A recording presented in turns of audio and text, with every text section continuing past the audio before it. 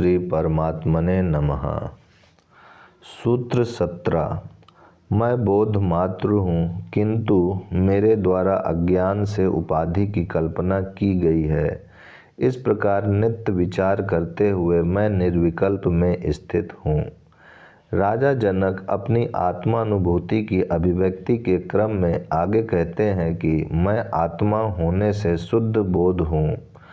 आत्मरूप यह सृष्टि अखंड है, इसे विभाजित नहीं किया जा सकता, इसे खंड खंड में नहीं देखा जा सकता। यह एक है, समग्र है। इसे भिन्न भिन्न पदार्थों में विभक्त करने से इसकी उपयोगिता ही नष्ट हो जाती है, समग्र का सौंदर्य ही नष्ट हो जाता है। शरीर एक है, पूर्ण है, सुंदर है। इसके यदि सभी अंगों को भिन्न भिन्न मान लिया जाए एवं प्रत्येक का एक दूसरे से संबंध विच्छेद कर दिया जाए तो शरीर की क्या दशा हो। ऐसी ही दशा इस संसार की है। जिस प्रकार शरीर के विभिन्न अंगों में एकत्व का बोध उसमें स्थित आत्मा से ही होता है, उसी प्रकार सृष्टि में एकत्व का बोध कराने वाला परमात्मा या ब्रह्म ही है। सृष्टि के विभिन्न पदार्थों में भिन्नता नहीं है, बल्कि एकता है, किंतु उनको भिन्न भिन्न नाम देने से ही उनमें भिन्नता का बोध होने लगा। नाम देने से पूर्व सभी एक ही था। ये भिन्न भिन्न उपाधियां अथवा नामांकरण अज्ञान के कारण ही दिए गए हैं। हाथ, पाँव, आँख, कान, नाक आदि विभिन्न विभिन्न नाम देने से पूर्ण मनुष्य का बोध नहीं हो सकता, किंतु पूर्ण मनुष्य के बोध से इन सभी अंगों का बोध हो जाता है। इसीलिए सृष्टि से परमात्मा खो गया। विभिन्न कारखानों में बने हुए विभिन्न पुर्जों के जोड़ से जिस प्रकार यंत्र बनते हैं, यह शरीर इस प्रकार बना हुआ नहीं है, बल्कि एक ही चैतन्य तत्व से विकसित हुआ है।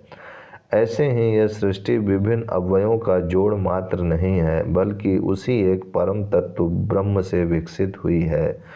इसलिए इसमें एकत्व है। विभिन्न पुर्जों के जोड़ से बना हुआ मनुष्य, यंत्र, मानव, रोबोट तो हो सकता है, चेतन मानव नहीं हो सकता।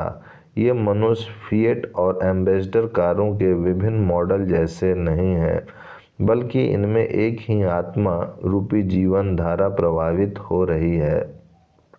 ऐसी ही सृष्टि है जिसमें भिन्नता अज्ञानी को ही दिखाई देती है, ज्ञानी उसमें एकता को देखता है। हिंदुओं की दृष्टि अनूठी थी, जिन्होंने एक विश्व पुरुष की कल्पना की एवं सृष्टि के समस्त अवयवों को उसके अंग माना, जिससे सृष्टि का एकत्व भाव नष्ट नहीं हो जाए।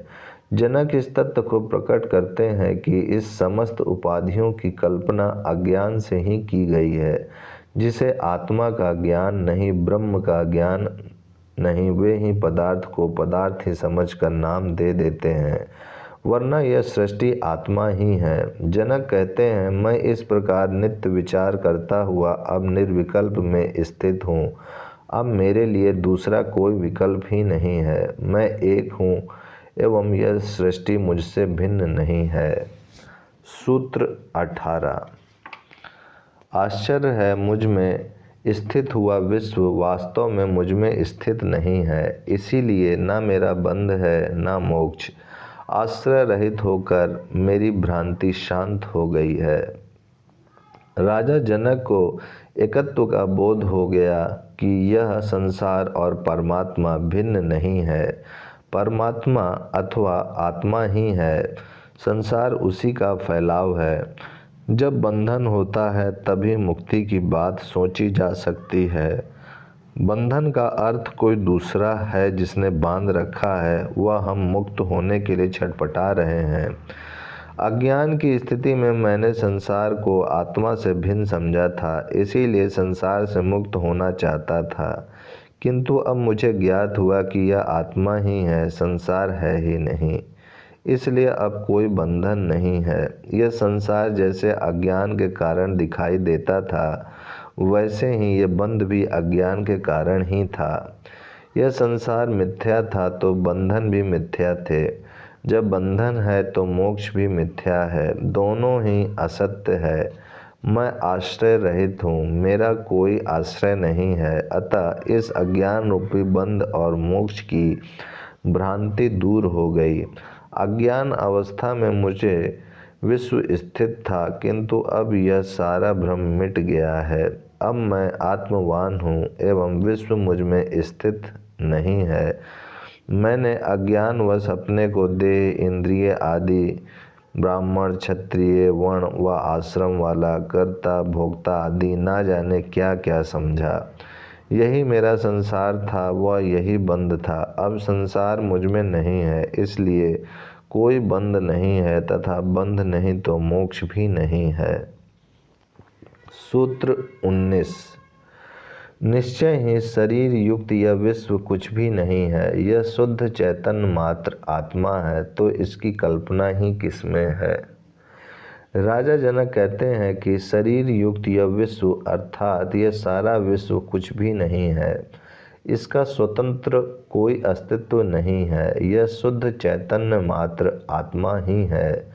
आत्मा निराकार है, उसी की साकार अभिव्यक्ति यह विश्व है। अतः यह आत्मा से भिन्न नहीं है, बल्कि आत्मा की एक है।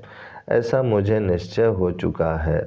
फिर इसकी किसमें कल्पना की जाए। कल्पना में दो की आवश्यकता होती है। जैसे रस्सी में सांप की कल्पना करना, तो इसमें रस्सी है और उसमें सांप की कल्पना की जाती है, किंतु जब यह विश्व आत्मा ही है, तो फिर इसकी किसमें कल्पना की जाए।